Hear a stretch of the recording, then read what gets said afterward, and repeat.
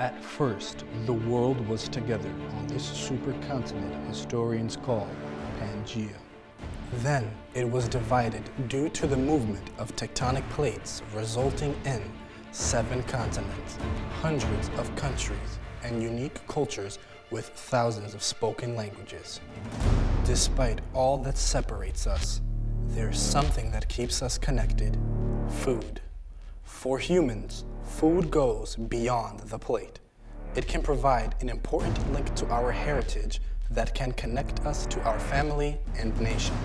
It can be a bridge that helps immigrants find their place in a new society. Food is meant to be exchanged and shared with family and friends. And here on Beyond the Plate, that's exactly what we will do as we take you around the world one bite at a time.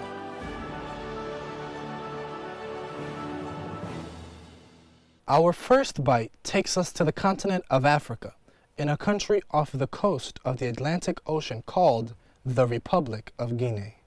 This place often gets confused with other countries with the name Guinea in it, like the island of Papua New Guinea in Oceania, Equatorial Guinea in Central Africa, or Guinea-Bissau, which lies next to the Republic of Guinea. These two neighboring Guineas are referred to as twin sisters separated by its colonizers. While Guinea was colonized by the French before gaining its independence, Guinea-Bissau was colonized by the Portuguese. The other 5 countries bordering Guinea are Sierra Leone, Senegal, Mali, Liberia, and the Ivory Coast. Guinea is divided into 4 major landform regions. Lower Guinea, which is laced with swamps, rivers, and a few beautiful beaches. Middle Guinea is said to be the most beautiful part of the country. Upper Guinea is the drylands and home to a lot of historic sites. And lastly is the lush green forested region, which is made up of jungles and where some of the largest mineral mines are deposited. Guinea is actually rich in mineral resources, including gold, iron ore, and diamonds. Its prized treasure is aluminum. Guinea not only has a treasure trove of natural resources, its waters are the source of some major rivers. Rivers that supply water to nearly 200 million people across 7 countries in West Africa. While Guinea has the potential of being Africa's richest country with all its mineral wealth, it struggles economically, and its people are among the poorest in West Africa. Some attribute this to the division among the people. With a population of about 12 million, Guinea is divided into about 24 main ethnic groups, with the largest being the Fula, followed by the Mandinka and the Susu. While each ethnic group has its own language, French is the official language. Some of the traditional foods include the freshly made tapalapa bread, Fula's staple dish futi, and lechiri e kosan, a sacred dish. And here to share more about Guinea food and culture is Mariama Diallo, a member of the Fula tribe. Welcome to Beyond the Plate, Guinea.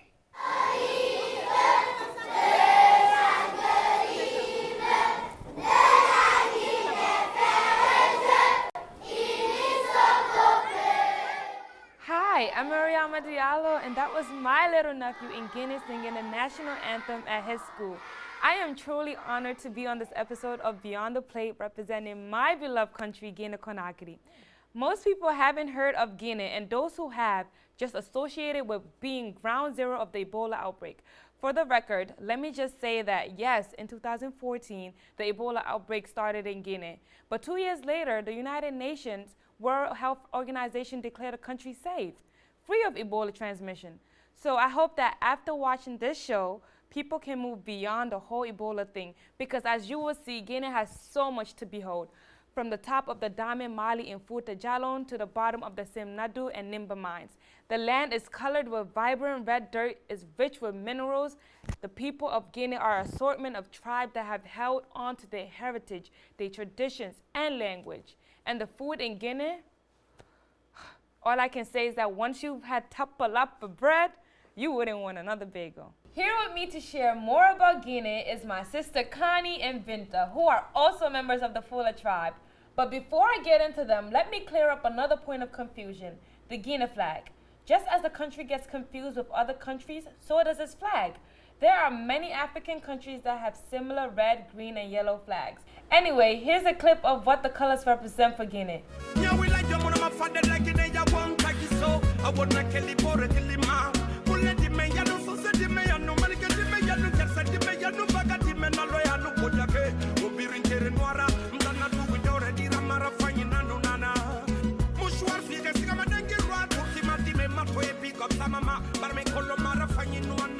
Welcome back to Beyond the Plate. Joining me is Connie Diallo on my left and Binta Ba on my right. Connie, I'll start with you. You were actually born in Guinea and then you came to the United States when you were about age of 7 or 8, am I right? Yeah. I actually went back and forth with going to Guinea and coming back to America because my parents wasn't with me. My mom and my dad were in America while I was staying under my grandmother's visa. So I had like a little back and forth visit with going to Guinea, coming to America, going back to Guinea. Oh, so you and I traveled a lot. And especially since my grandmother was a business person and she used to travel overseas. So I had the privilege of going to China, going to any other foreign countries my grandmother used to go to. So, yeah. So after coming to the United States, what was some things your family or your parents did to make sure you were still connected with the heritage of Guinea? Definitely the cooking. Cooking, and as you aforementioned, like Guinea is more so like a Islam kind of country. So of course, doing your religion, knowing the Quran every single day. Every Saturday and Sunday, I was in Quran school learning about Asad. So definitely the religion, the culture itself, what to like wearing the outfit. The outfit. Yes. So that's another form of staying within the culture. Yes. Of course, big thing is language. You need to know your language. If you go to Guinea or something like that, if you don't know your language, you're disgraced. So definitely language, culture, clothing, food. Yes, food was another thing. Yeah, tell me about it. And religion, and I think those are like the little things that we did. Also, eating together. Yes, we loved eating together. That's the concept my mom and my dad always had implemented us when we were growing up. As she always say, a family who eats together stays together. So I kind of like enjoy doing that. Everybody needs to eat at this round table, or we fighting. Yes. So I agree. So those are kind of like basic things that my mom and my dad did for us to stay in the culture and not forget our roots. So now let's turn to Binta. First of all, Binta, me and you was both born in America. Yes. How would you say our experience or your experience specifically was different from Connie's? My experience was different from Connie's because she was born in Guinea and she came here. Actually, I was born in the United States, and then I went back when I was about 7 years old. Okay. I went with my younger brother, and this was our first time. Ever since we were children, we didn't know anything. Basically, we only spoke English, and our parents decided to take us to Guinea so we can learn our culture, our tradition, our language, and we need to know more things about our culture. We can't just sit here in America and just learn English and this way of living. We had to go back home and actually learn what's going on there. That's right. So me and my brother traveled there. The childhood memories that I remember growing up is like being in a different place. When I got to Guinea, it was a different environment. Everyone was together in a way, like everybody was communicating, everybody loved each other. It was just more of that, because in Guinea we only work from like morning to like afternoon, like mid-afternoon, around that time, and then everybody is just closed back home with their family. So you get to be more connected with your family, with the people and the community. Exactly, with the community, your family. And in America, everybody is always working every single day, 24 hours, 24/7. 24/7. You took the words right out my mouth. And working, and you don't have no time to have that family, meetings. Like you don't eat together like we eat at home. I feel like you have have more of a connection when you actually sit down with your family and you guys have a talk and like see where everyone is going. So somebody could actually be going through something and you wouldn't know. See, back home, if you're actually communicating with the people, then you can actually, you know, tell what's going on, where you're moving, what's your goals in life. Here, nobody's asking you, so you feel like you're alone, like you're not. It's isolation here. Exactly. And that's what I dislike about it. Yeah, and I also want to add on about working. Whereas in Guinea, I remember like every Saturday and Sunday, everybody's off. Yeah. Everybody's home. And it's either we're playing, what's the game, hopscotch?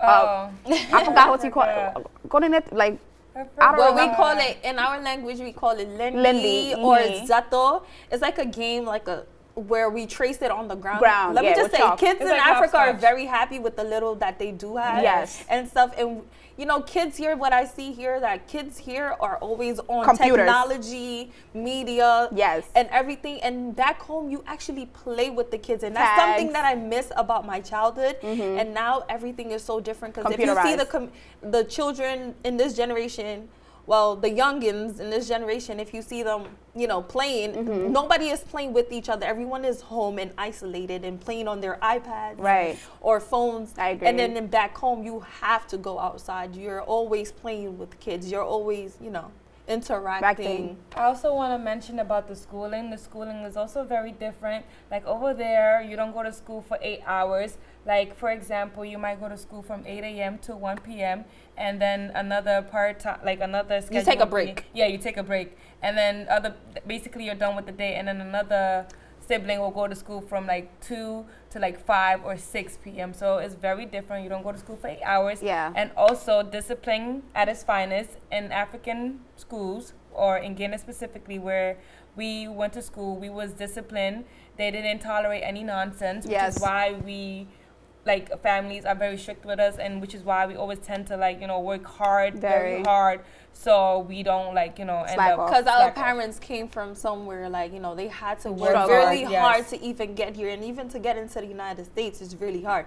So once they get here, they're here to work and actually make a living for us. So that means the people that are born here, our generation, first generation born here, we have to work even harder to make, to actually make them proud, because they had to go through a lot of steps, a lot of difficulties into getting here. They had nothing, they can't read, they can't write, they don't know what's directions. They didn't even have papers. And they don't, exactly, they came here and they were all clustered living in the same place until they actually got, So we're all Fulani. We're all part of the Fulani tribe. Yes. But for some reason, we're all divided in a way. Yeah. For example, Kanye and I are from Mamu, and you're from Pitta. Yes. Mm-hmm. Why is there this division amongst us? Why do we separate ourselves even though we're a part of this nomadic tribe? I don't feel like we separate from each other. There's a lot of history.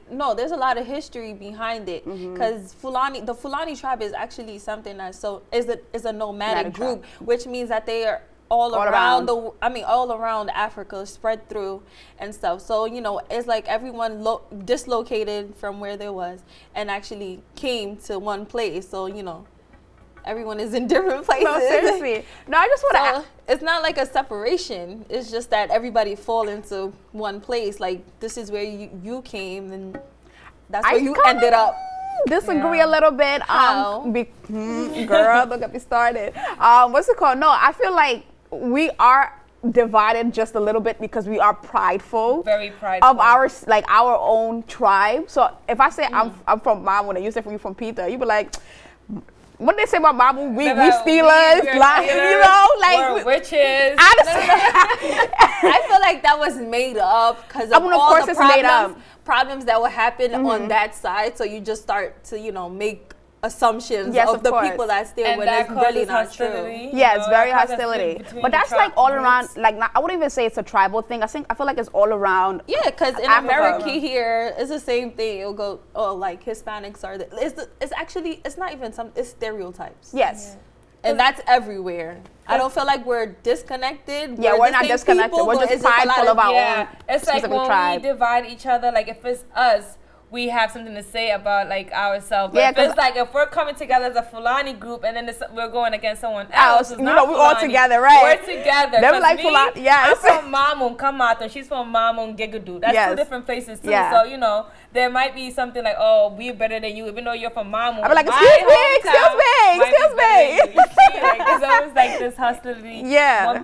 One group thinking they're better than the other. Like we're very, very divided within. Very divided and very prideful of our because own. when marrying and stuff, it also Yeah. yes. Especially Can we talk with about marriage. that? Yeah, let's talk marriage about that. is actually an important thing when Yes. it comes to that because The first question, I'm sorry to Go ahead. cut you off. The first question you receive, oh, where's he from? Or where she's from? You know, Yeah. where he's from? Oh, he's from Peter. Oh, Yeah, I It's don't not wanna- happening. no. it's the tradition that was actually brought. It's not religion because when No, the it's not religion at all. The religion says as long as they're Muslim, then Yes. you can get married to them. But when tradition comes, it separates Yes. people. Yeah, you want- it makes rules and other rules and things. regulations. Exactly. So which cause all the hostility. and I feel once like again. if we're all getting, all Fulani. Yeah, I we're think we should all get married. It doesn't have to be somebody from exactly Exactly right. from your the same, place. yes, that's right, because we all speak the same language. At Language. the end of the day, we Exactly. eat the same food. You know? Nothing is made differently, even You though know? they claim it is. Everything know? is the same. Like we understand each other. The Fulani tribe as a whole is known to be very light skinned. That's Yes. how they're known as. They have long hair and it's Well, you very can't say bright. light skin, but lighter complexion lighter to everybody, okay. every other African in the country. West country, in the west side of Africa. Yeah, Yeah. because, you know, in the west Yeah, side fair, of Africa. fair Yeah. and light skin. Big foreheads. Yes. Yeah. Long Long- hair. Long hair, Yeah, long yeah. black hair, Uh-huh. nice hair texture, like 3C, C, yeah. 4A type of hair texture, or 4B type of hair texture. So Uh-huh. that's more curlier. you Yeah, would more say? curly. Yeah. Uh, That's how Yes. we differentiate. And other. the clothing too. Oh, yeah. The clothing, we wear something that's like blue and a little it's bit like of brown. brown. Yeah, A little lappe. blue and brown. Yeah, it's called lippy. Yeah, and mini our- lappe. Or lippy. Oh my So god. sorry. Go lippy, please. It's called lippy. Lippy. Mini lappe.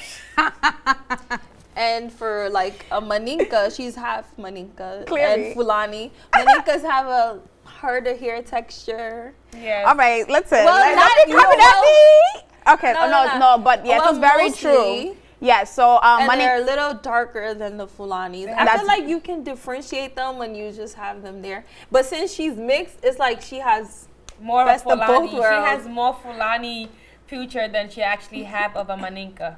Yeah, my mom always say that because I look like my dad. So Yeah. you know, my dad is fully Fulani. So yeah, I got the dad hair and the. The father genes are the strongest. You know, but I like let's just take like my pride in my Maninka side because clearly, you know. You know. No, but more so, like the way you can differentiate a Fulani from a Maninka is because, well, you know, like Maninka, Language. yes, Language. we speak Madingo, so language is definitely one of them. food.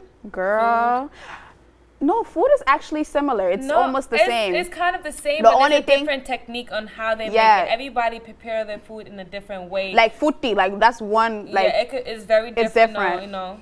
Well, the Fulani tribe and the Maninka tribe is all spread out too. Because the Yeah. Maninka tribe is everywhere, so it's different things. But Yes. I don't really feel like we're But there's that a- separated because I feel like in in some ways we have Madinka in us. Like there's some ancestry of Madinka, Susu, like Fulanis are mixed with a lot of other tribes. Actually, But- my father's mom is Maninka. Madinga. Oh, Yeah, you you told see? me. Yeah. But I actually would like to correct you. There is a big division between Madingo people and Fulani. Especially when Hey, it wait, comes wait, to wait, wait. presidency. Yeah, politics, girl.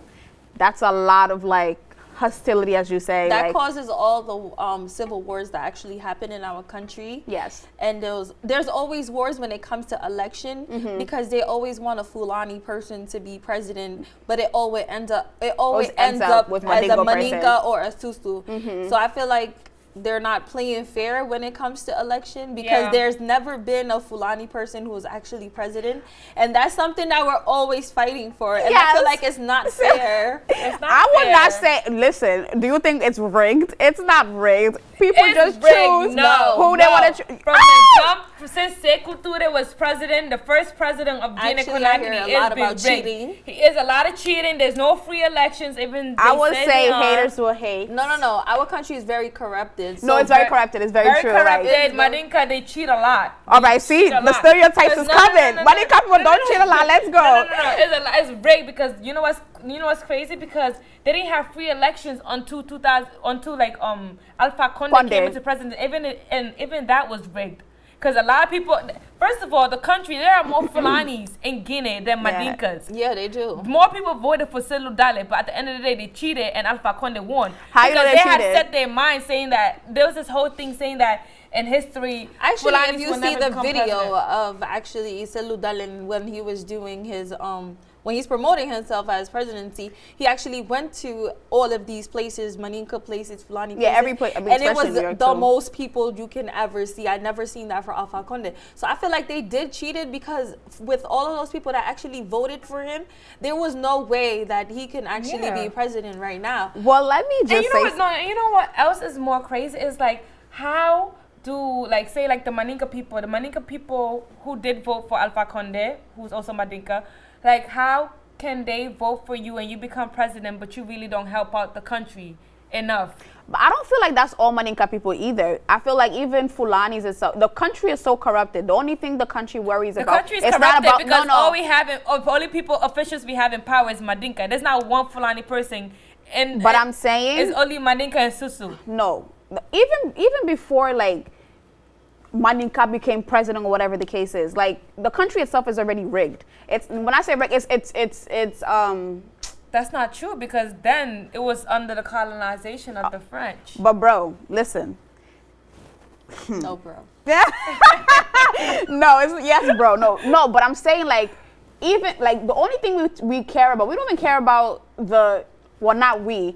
Them, they don't care about the well-being of the country. But I feel like they should give Fulani people a chance, though, because it's still corrupted till this day. Yeah, maybe there should be difference. Maybe they should be together. That's what I feel like. Actually come as together. a team and stop being so isolated and corrupted in the country and actually make a difference in the country. We have bad roads. We have garbage everywhere. Yes, We're I actually agree. one of the poorest countries in Very Africa. poor. And we had the first independence. And you know what's crazy, too, is like, all of this is just because of corrupted politics. Because if you think about it, let me tell you something. It's not about. See, you see how you guys have so much hostility with the Maninka people. Yes, you guys have so much hostility with the Maninka people. But do you see that? I mean, if you think about the people that is back home, you see the hostility that you guys are coming at me with. We're not bringing. But no, I'm saying. Actually, this conversation brings us back to the documentary about how Guineans are divided. And right now we're going to toss to a video where one Fulani guy is explaining how he thinks there is no division while another person say there is a division.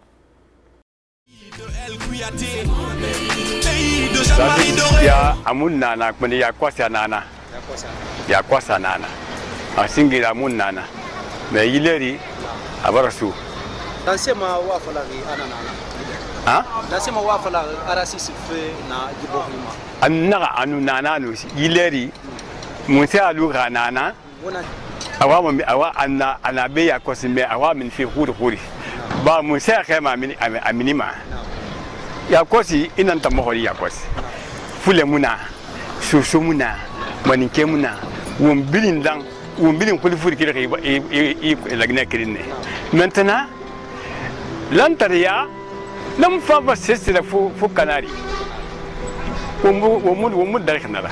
Me ya kosu nabara su munfira. Donc, o ina falina ka menge fumfing, wuntana yatara. Khabe menge fang la population mu femme ngem femme la population ba menge femme legi na kan tuma ya ntam e fule na bien succès na bien tek nan tan ko way damara abil lambe ina fule ga ba wulna minima ina succès ga ba wulna minima ina man ke ga ba wulna minima bin ke ya donc won la won bi ga so buri nanam famma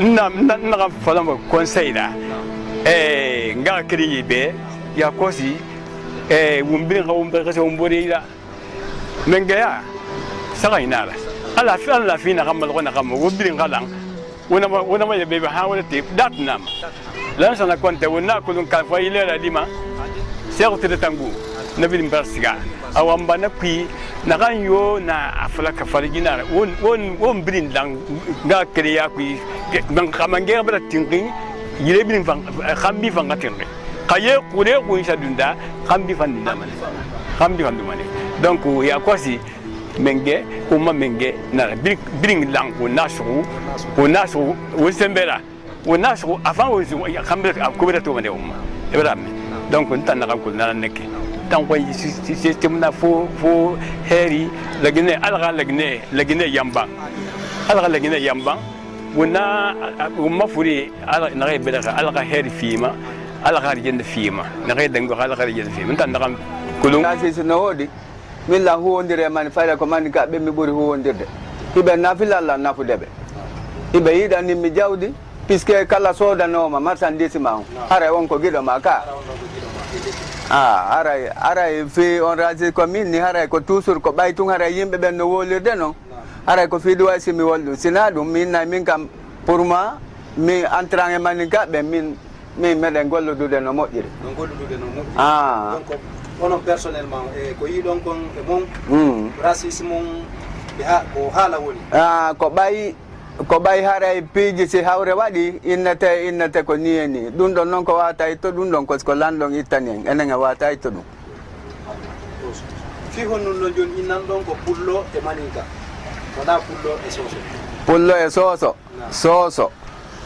soso min nay soso ko beydo moyi wo kanyu huwondira yemo moyi wo huwondira ardo wo ko sago enen population on ko wawete wadde ko bay haray toujours en yi fayda no huwondirede hina min to woni huwondirde manikabe no wodi buy kadi feccere dudunde so wu landi ka joni buy innay kanyu e manika no huwondiri problème ala so men oyi fayda mi nay wobbe ben innay enen on hiden boninirani buri hakkunde men e balebe ay ko dum fayda lending fayda ko angangal ko manque de moyen woni e sonjude yimbe ben tigiti don donc dum do na hakkunde ke bangal sai no monondira na fayda ko bay goddum duda sila mario no mari jon fayda son ko watta no kunde ay donc do na hakkunde enen leɗɗi hina fi leɗɗi ko moyen woni ala moyen modi yimɓe no soñji tigi on en ala suudindiro ɗum ɗon no woodi no wonɓe heɓa ko noon ko ɓe ala heɓa ɓe ɓuri ɗuɗo. What do you guys think about that? I totally agree with the video. I feel like the country is based on tribalism, and as you guys were attacking me, as I feel, but we wasn't attacking. Yeah, I was attacked. But no, it's about tribalism. I think even politics itself is about tribalism, and if we were to put our pride down, if we were to actually come together and put ideas, the Fulani and the Mandingo people, if they come together and put their ideas, I feel like it would lead to a new revolution. We could build roads that are not rocky. You know, we can have a traffic system. Like, we don't have a red light, green light. Cars are always going in different directions in the same road, which means there's more accidents that are happening in our country right now. So yes. A lot of people are. But how do you think you could settle this pride thing that you talk about? To be very, you gotta be very honest. Yeah. I don't think it will ever go away. It's just been in our country for so long that the people are accustomed to it. Exactly. And I feel like we have pride, like Fulanis have pride too, because it's like, wait, what do you have to say? No, I remember my father was telling me about this one particular man. I don't remember his name, but he was trying to... Ba Usman? Ba Usman, I don't remember. Is he Fulani? Yes, he was trying to put everyone together. Like Gandhi? Like a Gandhi, yeah. Like, he was trying to put everyone together, but he was actually killed for it. Wow. So no, not him. Who killed them? The Madinka? Wow, I feel very attacked. But no, it wasn't the Mandinka people. I don't remember the exact specifics, but I remember it was this one particular man in Guinea, and he was trying to put the country together and trying to, like, educate the Fulanis, educate the Mandingos, and it wasn't, they found they found out about it and was actually killed for it. They don't like people being educated in Guinea. Like if they find out you're very educated, they kill you. Like there was actually a genocide in Guinea.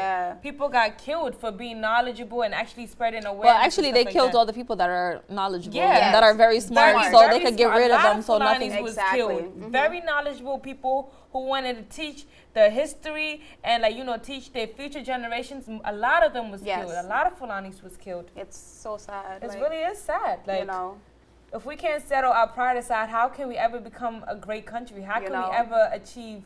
How can we ever really bring people to see this wonderful place that we say we have? I totally agree with that. That was a great statement. True. So now we're going to talk about the one thing that brings Guineans or the Guinea country together, which is food. You can never go wrong with food. Food brings everyone together, no matter where you're from. Or what tribe you are from, it always brings you together, which is why, and there's a lot of things you will try. There's a lot of options and different foods. And so much. Very. And, as we all cook here, so, mafetiga, mafetaku, what is it? Supu, hakapute. There's so much. By the way, there's so many. Dapa, kosa, falere, tori, boiri. There's a lot of things. So many things. Tapala bread. Oh my God, we can't forget the bread. Yes, definitely. We're known. So as a Fulani culture, we are known, as they always say, a cow, because we love milk. So the Guinean starter pack will be milk, bread, and tea. And the reason why we love milk so much is because when we was nomads, we used to herd cows. Everywhere we moved, we had cows with us. It was that was our wealth. Yeah, exactly. Determine our my grandma had about 50 cows. Yeah, I'm telling you, if you see a cow wandering, best believe that cow has somebody looking after it. You might think that cow is free. You go next to that cow, the owner's coming behind you why are you touching my cow? You don't play in Africa. We do not. Just make sure you don't come behind nobody's cow. No, but so food especially brings the culture together, no matter who you are in Guinea or no matter who you are in the country. If you talk about food, we all in there. Everybody's in there. Yes, and I just love the idea that they set the food out. We have the elders eat from one plate, and we have the children. From them just selling all the food outside the street. You have so many options. By the time you get home, you're already like a mini market. You know how Chinatown or what's another town like Koreatown? You know how they have a little market section? Yeah, exactly. Just like that. That's the exact way we had back home. And we cook about 3 times a day, because we have big families. Everything is fresh. Everything is fresh. We cook every single day. Nothing is in the refrigerator. Everything is fresh. The cows are grown. We don't believe in microwaves. Yes, we don't believe in microwaves. And also, one cool thing also is even though we say that the tribes may be divided, when it comes to food, each tribes eat from another tribe. Just because we might say we Todi, it tastes very similar. Yeah, it doesn't mean that I wouldn't eat from a Madinka or home. I would eat their food too. They might have something else that I never You might. You do eat. I do eat. Might. I do eat. It don't matter. A cheke, which is an Ivorian dish. You got jollof, which is a Senegalese dish. We have our own actually. We got the Fulani jollof. We all eat from each other. That's one thing where we could say yes. That's where we actually connect with each other. Right. Yeah, definitely. And plus, in Africa, you can walk into anybody's home and you'll be welcome. Yes. To eat anything, and you can always pray there and everything. Everyone. Actually, the religion really brings us together too. It could be a stranger's house. You walk in there, you ask them, "Oh, okay, can I pray? Yeah. Okay, yes, come, take the mat, pray." Exactly. You want food? If everybody's eating together, that's where you eat with them. They beg you to eat. Sometimes they don't even beg you. They just put a dish for you and be like, "Okay, the food is ready." Can I say people are more nicer when it's in Ramadan because everybody is trying to get reward from God. Yeah. So as you aforementioned, we all love cooking. So the other day, Mariama and I went to an African market in the Bronx, and we picked out a few items that you can find in an African household. And we also picked out items that we wanted to cook, like a go-to mafe kind of thing. So we picked out peanut butter stew, which is also called mafetiga. So when we went there, we described a few items that were in the cabinets in a regular African, like a typical African household. And I just want to ask you guys, what are your favorite stews to make when you're at home? Hako Hakapute. I like eating hako bantara. I like both. So hako bantara is basically cassava leaves. The cassava leaf stew, and hako pute is peanut. Stew. I'm sorry, the spinach stew. The spinach stew. So those are your favorites? Yes, my favorite. So which one is your favorite? Hako bantara, kapute? Hako bantara. Okay, and yours? Hako bantara dane. Oh, sorry. Hakapute. Hako pute? I'm in a split between the two. Like, I love hako bantara, but then I love hako pute. But let's just go back into the video. So we're gonna take a look at the ingredients and the typical things you can find in an African household. This is literally my favorite African market because you can find anything you want. I feel like I'm in Guinea all over again. Like some typical things you might find in a regular Fulani home, or you might say any African home is the red palm oil. This oil is an edible vegetable oil that was once only found in African trees, but now is being grown in Asia, North America, and South America. Wow. Okay. You can definitely use this for like different kind of stews, like peanut butter stew. Hako bantara is a cassava-based stew, and pute, that's also another spinach-based stew. Yes. The next thing on the list is dried fish. Zoom in closer because this is found in almost all of Fulani homes. You could put it in stews, again, like peanut butter stew, hako pute, spinach stew. You could put it in almost like any stew. It's like another source supplement of meat. Right. Oh look! They have literally the small pieces I was talking about to make your life easier. Let's You see how when you smash it, it turns into like the little powdered color? Yeah. Well, look at here. That's fish powder. It's what Americans, even me, like I use this as well when I'm not, actually when I'm being lazy and I don't want to mash it up. Right. So you can use like this fish powder here to supplement or substitute any stew that you're doing. Like it's just a regular seasoning. This is cassava leaves. Is one of the main ingredients for the cassava stew, which is called hako bantara. Yes. Without it, you really can't make that stew. Hako pute is basically spinach leaves. I mean, don't get me wrong. This is like really, really, really I like good. this super. Yes, but hako bantara has my heart too. But this is also spinach leaf. You could use this for, like I said, hako pute. And it also goes with the fish that we just showed you previously. You can put that inside the stew and it, let me tell you. Tastes really good. She took the words right out of my mouth. It's really good, yeah. So Mongolia, you know, it's literally used as in like American products as well. But in an African household, we use this sweet condensed milk with oil and make candy. The best candy is called bombombira. The best candy you could ever think of. I know, right? You would be like, how can you make candy out of just condensed milk and oil? Trust me, it's a long process and a really tough process, but it tastes so good. In Guinea, we use it as like after the final thing, we make the candy and we roll it.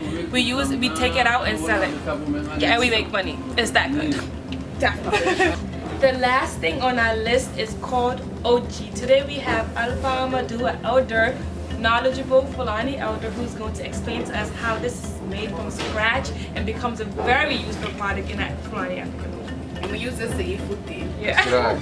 Yeah. Menen ka amen ko yete oji aya haitetta nete jeden sifade endora wala e basagare yaha loto ya ka jangol hala ba pos si aloti adda defa ko yete kenda ko poddenete defade si de bendi yaha loppo ya ka wowu da loppi wada e basagare kadi naba loto ya ha lope den iwa lutta nendiri ndi adda wada e fetewo yetta babe wada ka hore oji ka hore kendaje de lotuda defuda yo wa ka hore daggal fi hon fi yo nyolu henya si nyoli yetta dum don non wada e gatal ma wada e fetewo lancita haran wadi garaji lancita wona dum ha yora si dum don yori haray woni oji adu fa oji ndi wada maafe adu fa oji ndi wada futti haray no weli ha men ko dum men andi ka amen assalamu alaikum. Now we're about to start shopping for the ingredients for the peanut butter stew. Also known as marketing. Let's go!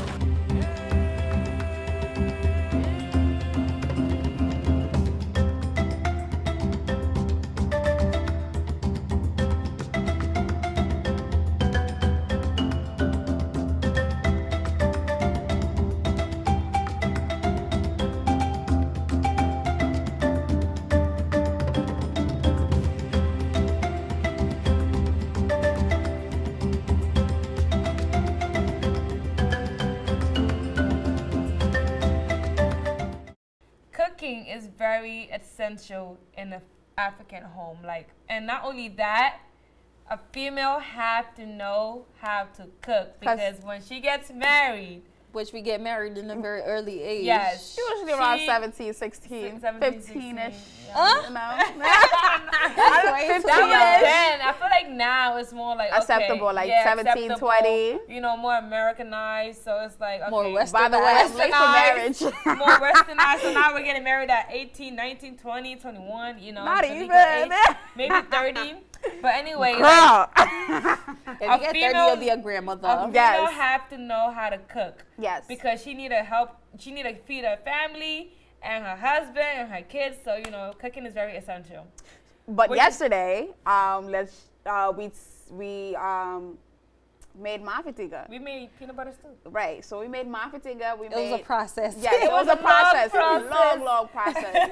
But it was mafitiga we made. We made which is a peanut butter stew, as Mariama mentioned.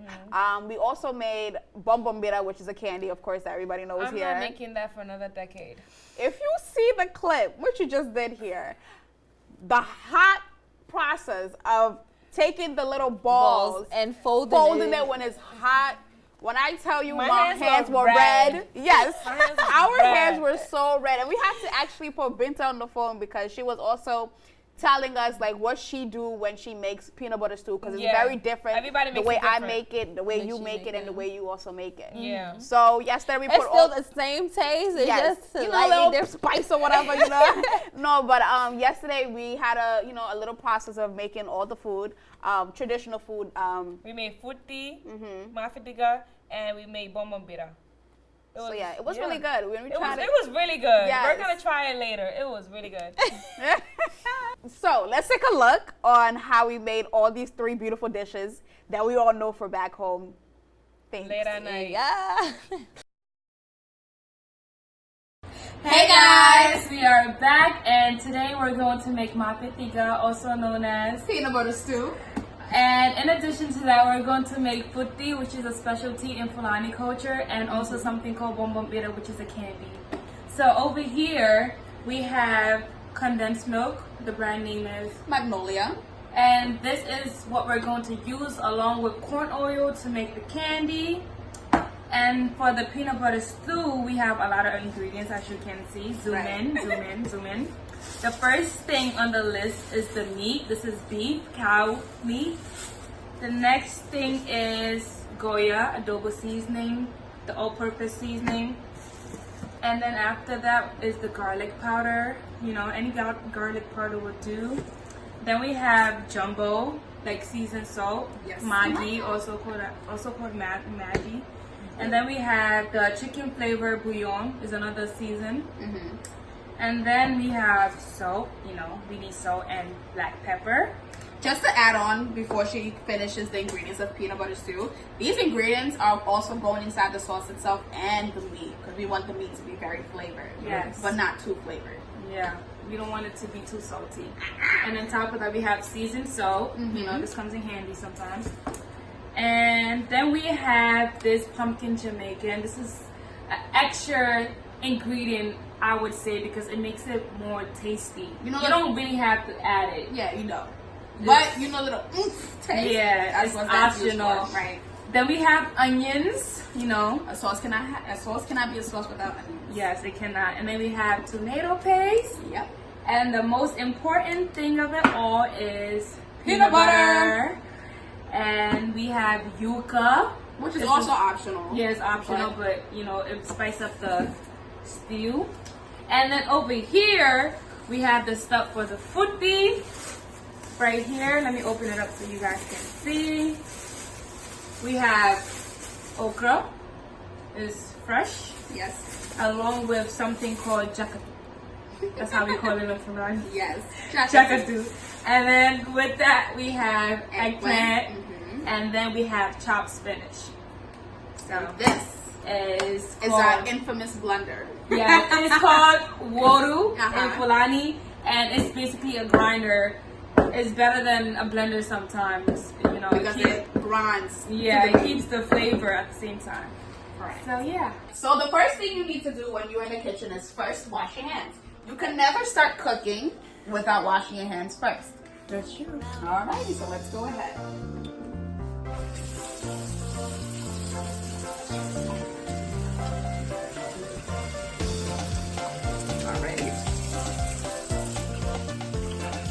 Now that we finished seasoning our meats and dicing our tomatoes, our green pepper, red pepper, and onions, we're gonna go to the stove. But before we do that, we always put a piece of onion or two just to make sure the oil is very hot. Yes. It's not hot enough. Exactly. Once it turns a little dark or, you know, like a dark black color, that's how you know that the stove is hot and that we can put our meat. But since it's not hot yet, we're gonna wait a little bit. Let it sizzle a little bit. So, the onions are dark. That means that the oil is hot and that we can prepare our meat and put it in here. And then I'm going to stir it. 1 second. Just like that.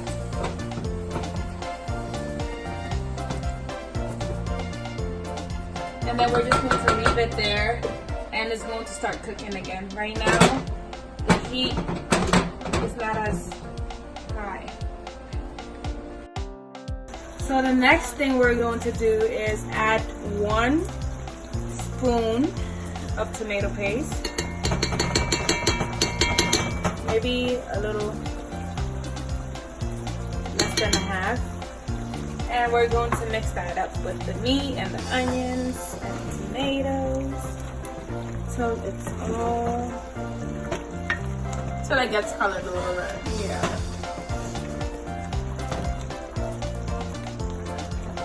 And you can see the onions are dying down a little bit. Which is what we want.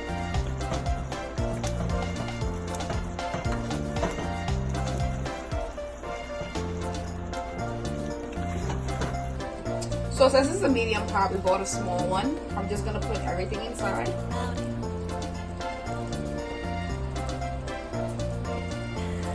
Yum. This one looks so good. Alright. Keep scooping, keep scooping.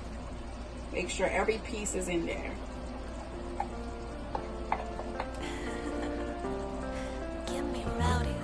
Just like that.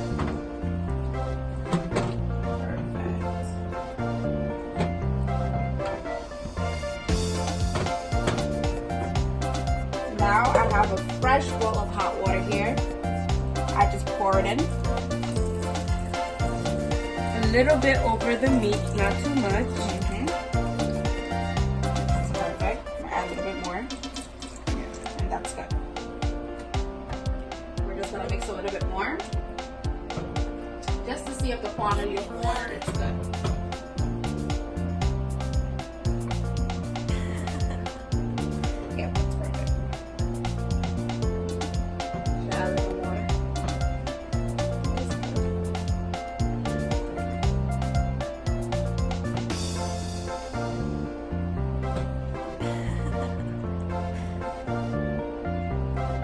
Once we have mixed everything, we're going to turn it up to high heat so it can cook faster.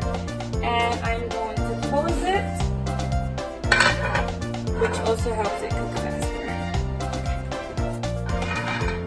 As we can see, the stew is cooking because once the oil rises up, it means that it's almost done. That is correct. So we're going to add our condiments. This is the pumpkin with the yuca and the potatoes. We're going to add all this. This is what gives it a lot of flavor.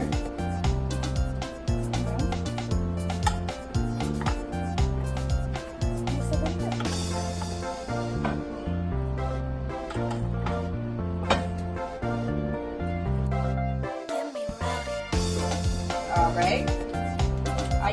kind of crush it inside the bag. Just put them like this. Wiggle, wiggle, wiggle. You don't want to leave any of the Maggie inside. That's one. I'm gonna put it here.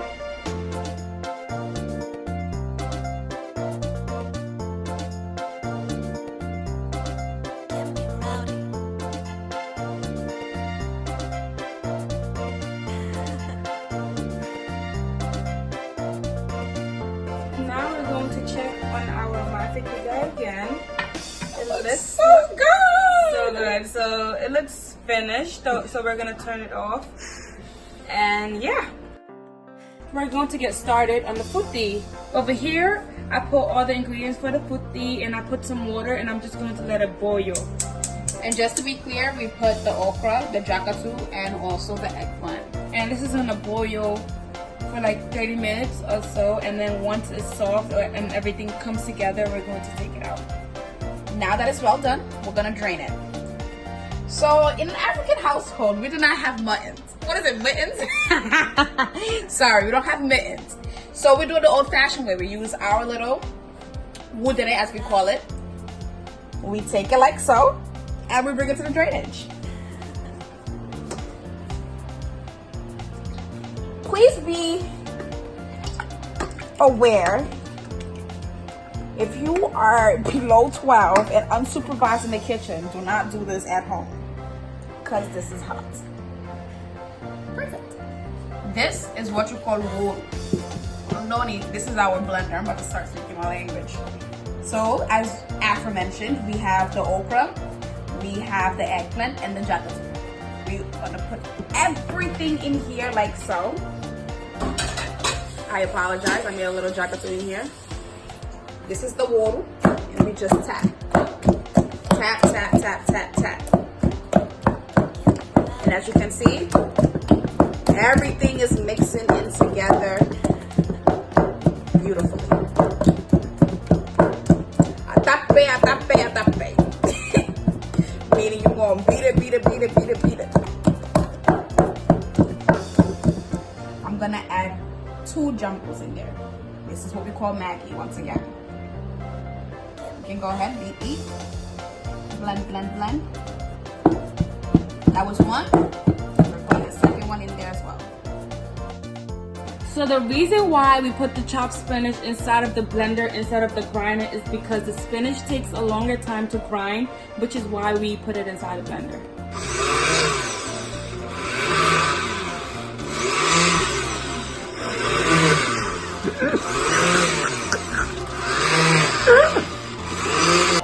So the next thing after we finish blending our chopped spinach, we're going to add it into our grinded okra and mix everything together.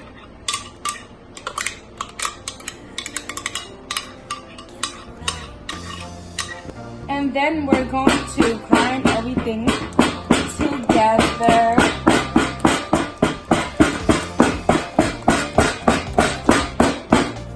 Alright guys, so next we're going to chop more onions. This is for the futti, and this onion specifically is going to be used for the sauce for the futti. So I'm just going to cut just onions and some green peppers, and yeah.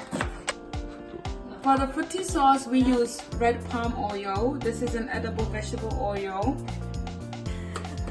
and we're just going to mix that up and put a bit of it.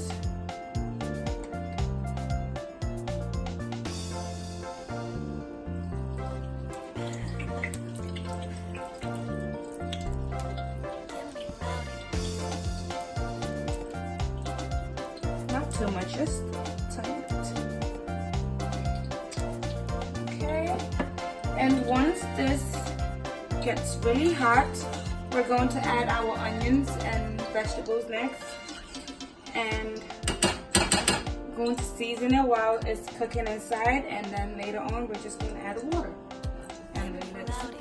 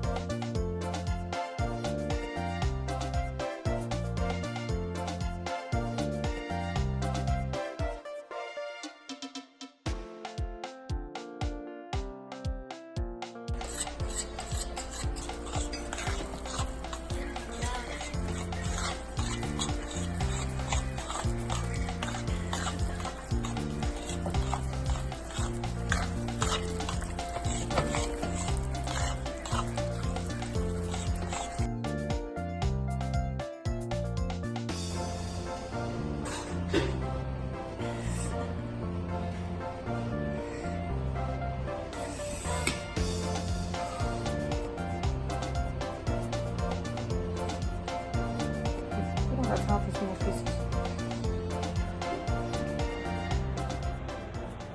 All right, so now we're back. How was it?